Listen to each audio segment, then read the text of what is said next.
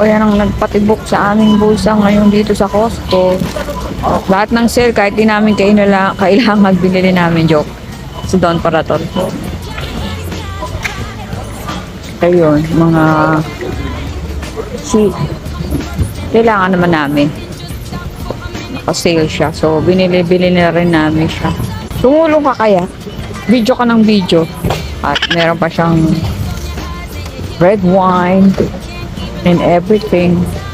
Buhay Amerika po, mga kuratsa. Diba? Ito ang aming pasyal.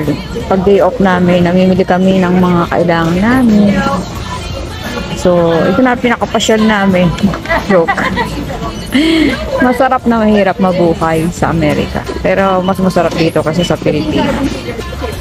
Ayan po, meron kami health tank.